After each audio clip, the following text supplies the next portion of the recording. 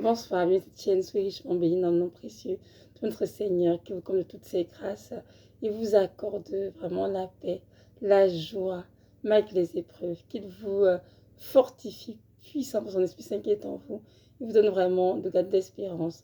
Aujourd'hui, nous sommes le 19 avril 2021 et c'est avec beaucoup de joie que je vais partager aujourd'hui sur la soumission aux autorités. Oui, mes frères et sœurs, se soumettre aux autorités, c'est bel et bien biblique parce que les autorités ont été institués de Dieu. Aujourd'hui, nous allons en parler vraiment dans cette vidéo, que nous comprenions bien quelle est la pensée de notre Seigneur.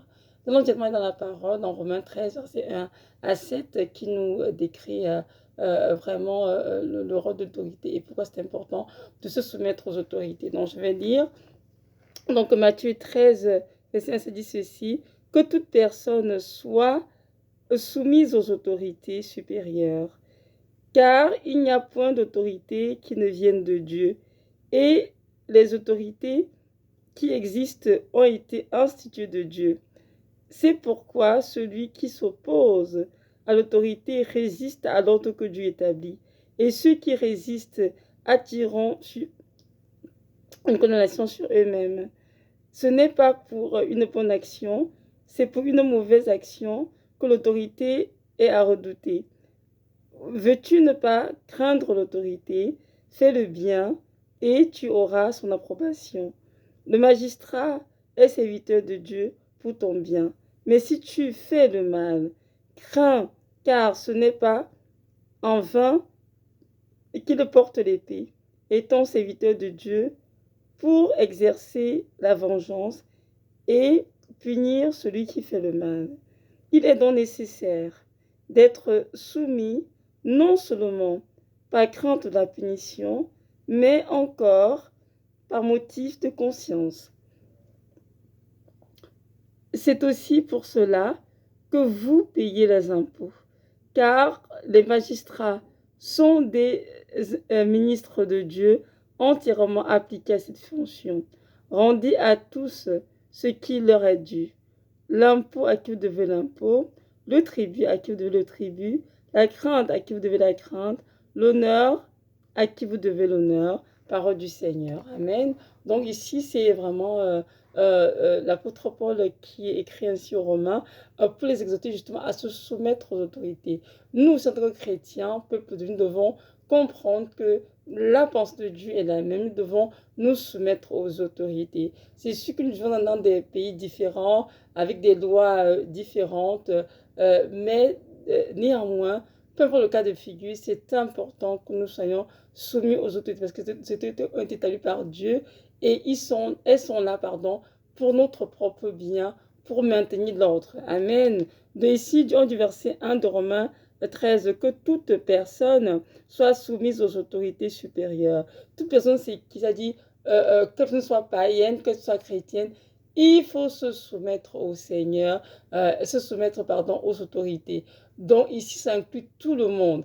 Et nous devons, nous, en tant que chrétiens, briller par nos œuvres, par notre comportement, notre attitude, en nous soumettant aux autorités. Il y a des chrétiens qui, parfois par excès de zèle, pour la France, ont tendance à vouloir se rebeller aux autorités, étaient dans leur pays ou dans leur vie, je n'en sais rien, mais nous devons savoir que se résister en fait à l'autorité, c'est comme si on résistait au Seigneur, parce que c'est le Seigneur qui a établi les autorités pour maintenir l'ordre dans différents pays. Donc, on va lire ensemble dans verset 13, ça dit ici, car il n'y a point d'autorité qui ne vienne de Dieu, et les autorités qui existent ont été instituées de Dieu. Amen.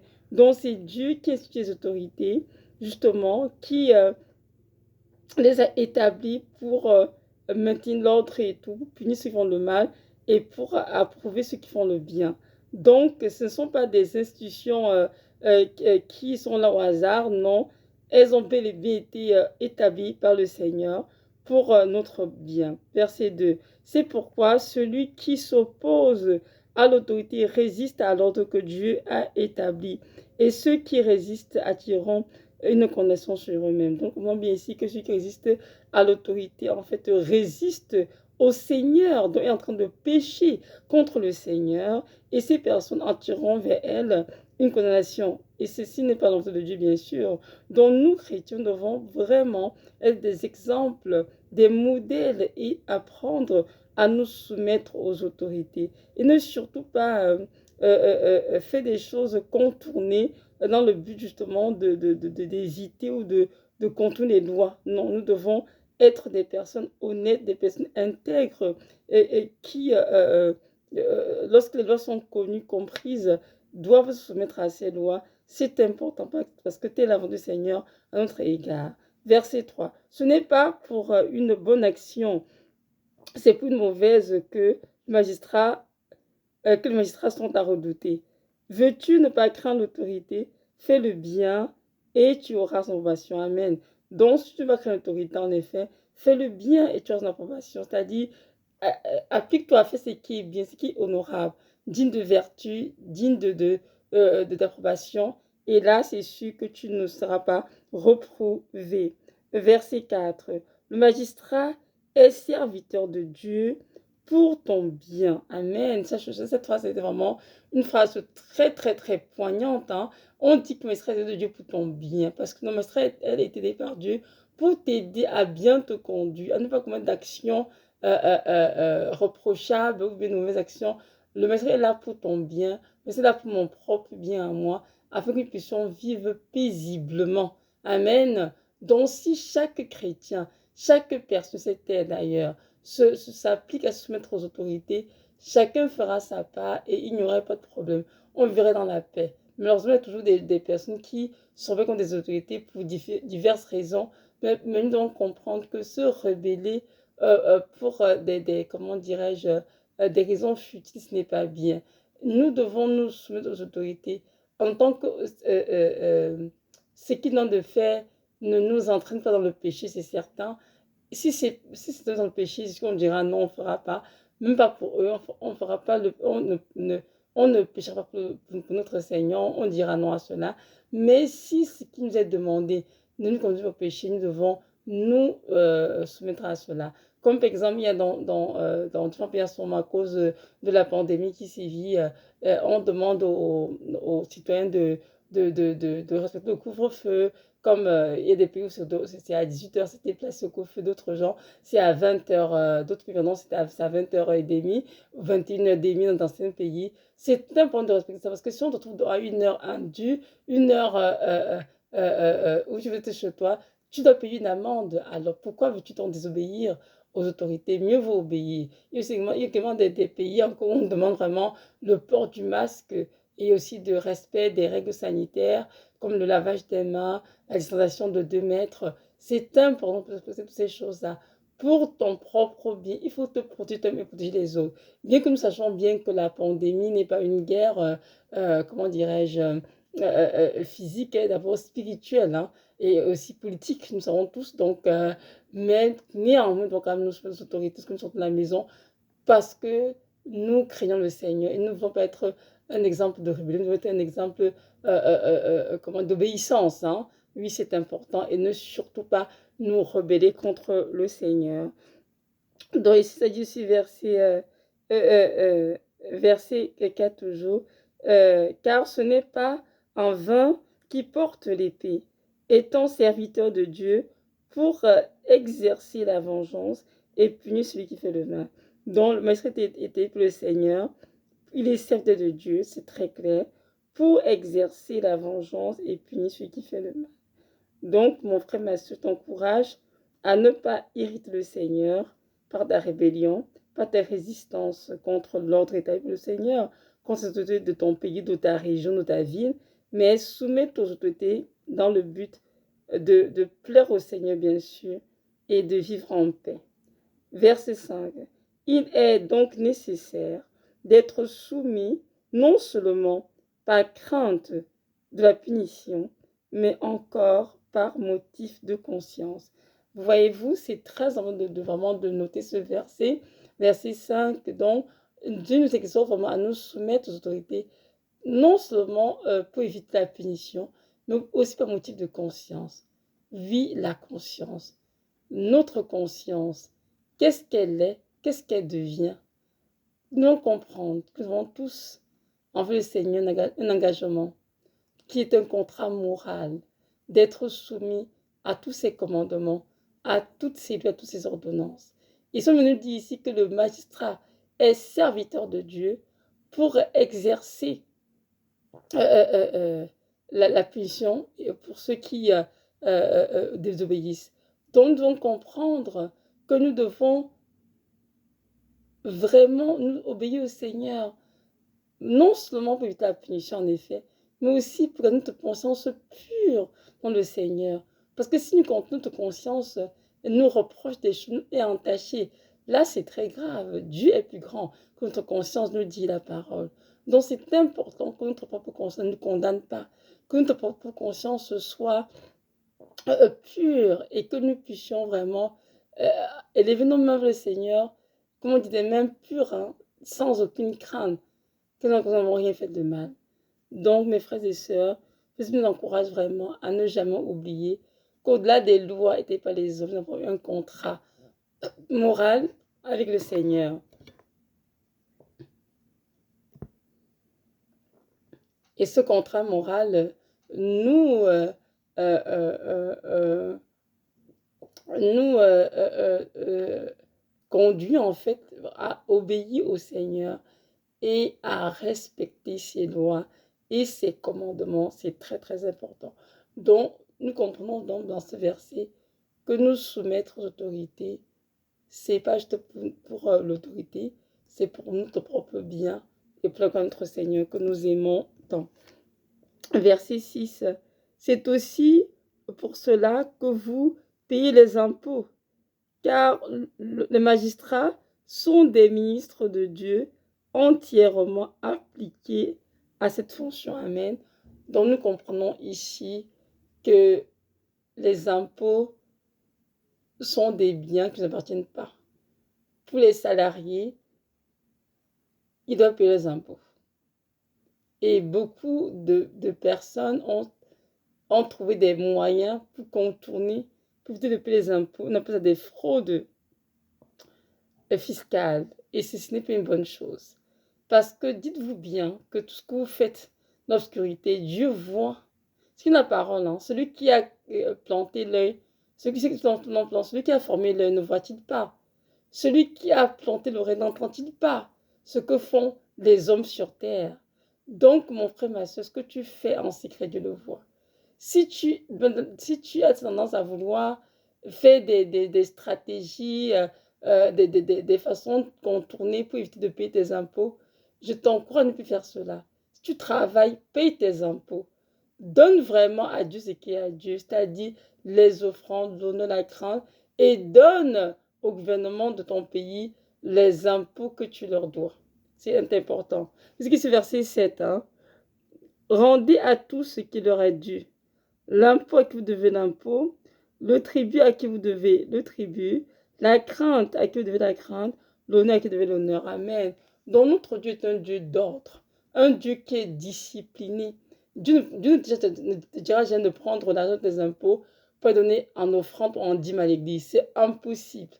Si tu fais cela, c'est que tu es un chrétien désordonné, un chrétien qui n'est pas discipliné. Tu dois être honnête envers Dieu, envers les hommes. Tu dois être un homme intègre, une femme intègre. Donc, si tu travailles, tu dois payer tes impôts et ensuite donner à Dieu ce que tu dois à Dieu. La crainte, l'honneur et aussi les offrandes et les dîmes, comme bon te semble, comme c'est qu'on entend ton cœur. C'est avec joie. Amen. Donc, mes frères et sœurs, arrêtons les fraudes fiscales, arrêtons toutes ces choses, parce que toutes ces choses vont t'entacher et te conduire, dans les lieux que tu ne voudras pas si tu ne te repens pas sur ces terres. Si tu as cette tendance à frauder le gouvernement au niveau des impôts, sans de te repentir, de dire Seigneur, je ne veux plus faire cela, je me repens et je vais faire ce que je peux réparer si possible. C'est très important. Parce que la fraude fiscale, elle n'est pas une bonne chose. C'est un péché dans le Seigneur. Amen. Il y a déjà entendu des moments dire oh, je sais pas, mais c'est parce que le gouvernement ne fait rien avec l'argent qu'on leur donne. Que le gouvernement fasse des choses bonnes ou pas avec l'argent qu'on leur donne, c'est pas ton problème. Toi, ton problème, c'est de payer tes impôts, et c'est tout. Ce qu'ils en font, ça les regarde. Ils rentreront compte à Dieu un jour. Mais toi, à ton niveau, fais ce que tu as fait et c'est ce qui est de payer tes impôts et puis c'est tout. Le reste, Dieu s'en occupera et chacun rendra à Dieu selon ses œuvres. Amen. Donc, notre Dieu nous demande dans ce texte que nous allons de lire ensemble d'être soumis aux autorités. Et nous, en tant que chrétiens, nous devons être vraiment des modèles. Nous devons briller par nos œuvres, par notre attitude, notre comportement. Donc, ce n'est pas vers nous qu'on va tourner ce combat de la résistance à la soumission aux autorités. Nous devons être plutôt des modèles de soumission aux autorités supérieures que dans la parole et vraiment faire ce que Dieu nous demande. Je vais toujours un petit point aussi concernant la conduite. Il y a beaucoup de chrétiens qui jouent avec la conduite. Lorsqu'on leur dit, on va rouler ici 60 km à l'heure, ils vont rouler à 120 ou 100. Lorsqu'on leur dit, ici, tu peux faire de U-turn, ils vont forcément faire un U-turn. Lorsqu'on leur dit, ici, c'est un sens interdit, un sens unique, ils vont quand même faire quelque chose, une manœuvre qu'il ne faut pas. Mes frères et sœurs en Christ, il faut arrêter cela. Ça, ce n'est pas bien. Ça semble à tes yeux petit comme geste que tu as de poser. Mais sache que ce que tu poses comme geste peut causer la mort de plusieurs personnes parce que tu as désobéi. Si on te dit que c'est un sens interdit, pourquoi est-ce que tu forces? Si on te dit que c'est un sens unique, pourquoi est-ce que tu conduis dans le sens contraire? Si on te dit que tu vas faire de U-turn, fais de U-turn. Si c'est écrit que tu dois respecter la vitesse maximum 60, reste à 60 au moins. Pourquoi veux-tu te dépasser? Il ne faut pas faire ça, c'est extrêmement dangereux. Vous savez, un jour, j'étais dans la voiture avec mon époux, on sortait les enfants. Ce jour-là, il était en colère, en colère. Pourquoi, je ne sais trop. Il était dans son assiette. Il conduisait à une vitesse vraiment supérieure à ce qu'on demandait. Et vous savez, hein, dans les pays développés, il y a les radars, donc la police l'a interpellé. Et quand il s'est arrêté, vous savez combien il a payé? Il a payé 200 $ et plus. Pourquoi? Parce qu'il y a des enfants en arrière. C'est extrêmement dangereux de faire la vitesse. Et c'est que beaucoup de gens jouent à cela, à jouer avec les vitesses en chemin. Ce n'est pas une bonne chose. Parce que si un accident se produit là, je pense qu'il n'y aura personne qui sortira de là vivant. Parce que le choc serait vraiment fatal. C'est quoi? C'est important vraiment d'être soumis aux autorités. C'est important de ne pas s'amuser avec les autorités et vraiment de respecter ce qui est dit. Comme ce qui est on me dit dans la parole, hein, si tu fais le bien, tu n'as rien à craindre. Parce que tu fais le mal que tu redoutes des magistrats, justement. Que tu redoutes, que ce soit les policiers ou toute autre autorité. C'est pour ça que tu fais du mal. Si tu fais ce qui est bien, tu auras plutôt l'impression de tous. Personne ne va te déranger. Donc, c'est important, mes frères et sœurs, vraiment, de respecter les autorités.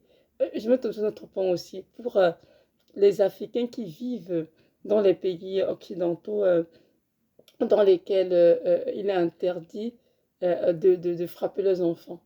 Il y a des pays occidentaux dans lesquels c'est écrit dans les lois qu'on ne peut pas lever la main sur l'enfant. Alors j'aimerais aujourd'hui te dire, mon frère, ma soeur, que tu dois te soumettre à ces autorités. Arrête de dire, mais non, chez moi en Afrique, c'est pas comme ceci, on a le droit de frapper l'enfant, c'est normal, on a quand même d'enceler et tout. Moi, c'était en Afrique, tu dis bien, en Afrique. Mais là où tu es en ce moment, dans ton pays d'accueil, les lois sont différentes. Il faut te soumettre à ces lois, par motif de conscience, bien sûr, et pour ton propre bien. Pas le crainte de punition, bien sûr. Parce que si tu ne te soumets pas à ces lois et que tu frappes tes enfants, tu seras puni par la justice. Et ce sera ta faute. Donc, je veux vraiment t'encourager à laisser tomber ce discours que je dirais enfantin de dire que oui, dans ton pays, on frappe les enfants, on frappe les femmes, c'est très normal et tout. Et de comprendre que dans ton pays d'accueil, dans lequel tu vis, sont des lois. La loi interdit cela. Tu ne lèveras pas la main sur ton épouse ni sur tes enfants. Tu ne les frapperas pas. Parce que la loi dit non. Et en plus d'ailleurs, frapper son prochain, que ce soit son épouse ou sa femme, son épouse, pardon, ou bien ses enfants, Qu'est-ce que cela vous apporte, vous, hommes? Ma question est là. Ça n'apporte rien à personne. Donc, comprenons bien que la violence est un péché, point final. Que ce soit envers les enfants, que ce soit envers l'homme ou envers la femme, c'est un péché. Donc, nous n'avons pas de quoi, il n'y a pas de quoi se glorifier de la violence, aucunement. Donc, arrêtez de dire qu'en Afrique, on a grandi dans les systèmes où on fouettait les enfants. Donc, ça qu'on essaie de reproduire en Europe ou en Amérique, c'est un non, parce qu'il y a des lois dans ces pays qui interdisent justement de frapper les enfants. Il faut se mettre à ces lois. Si tu ne soumets pas mon frère, ma soeur, tu seras puni et même parfois même tes enfants peuvent être retirés par la direction de l'enfance et c'est toi qui vas perdre. Donc c'est important que tu te mettes aux lois et que tu nous Seigneur la grâce de changer d'attitude, changer comment dire, de vision. Oui, de vraiment que le Seigneur rejoigne ton intelligence, que tu comprennes que frapper, c'est pas une bonne chose, de toute façon, de manière générale. Et tant mieux que dans un pays qui interdit cela, que tu sois enfin délivré de cette façon barbare de vivre, je dirais. Parce que frapper ne conduit à rien. Frapper ouvre la porte aux démons pour venir attaquer les enfants, les enchaîner. Frapper traumatise les enfants et les empêche de s'épanouir dans la vie. Donc, frapper ne donne rien de bon. Il y a des méthodes éducatives plus douces qu'on peut utiliser pour élever les enfants. Donc, voilà. Notre Seigneur est un Dieu grand, c'est un Dieu puissant. Et lorsqu'il a une parole, la parole est certaine, elle est éprouvée. Et dans ce que l'apôtre Paul a écrit aux Romains, c'était parce que cela tenait à cœur au Seigneur et à l'apôtre Paul. Alors donc, nous devons comprendre que les chrétiens doivent se soumettre aux autorités de leur pays, de leur ville. C'est très important. Pourquoi? Pour éviter la punition dans un premier temps. Dans un second temps, ce serait pour, par motif de conscience, pour garder une conscience pure devant le Seigneur qui est tout pour nous, qui nous a tout donné. Et n'oublions pas, comme j'ai dit tout à l'heure, résister aux autorités, c'est pécher contre le Seigneur. Et nous savons que tout péché, aussi petit soit-il, non confessé, peut nous entraîner en enfer. N'oublions jamais qu'après cette vie, il y a deux décisions qui nous attendent, le ciel et l'enfer. Donc ne jouons pas avec nos vies en nous disant, oh mais non, ce n'est que la police, elle ne peut rien me faire, ce n'est que le gouvernement, il peut m'attraper même si je fraude au niveau des impôts. Oh mon frère, ma soeur, ne dis pas comme ça, ne parle pas comme ça, ce serait insensé de te comporter de la sorte parce que il y a un Dieu qui a fait l'œil, qui voit tout. Il a planté l'oreille, il entend tout.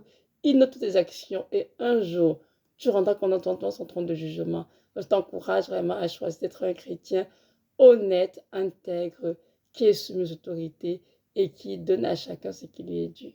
Donc voilà, soyez richement bénis et que notre Seigneur nous donne la grâce, que notre Seigneur nous donne la grâce vraiment de vous préparer adéquatement et d'être prêt pour le retour de notre Seigneur.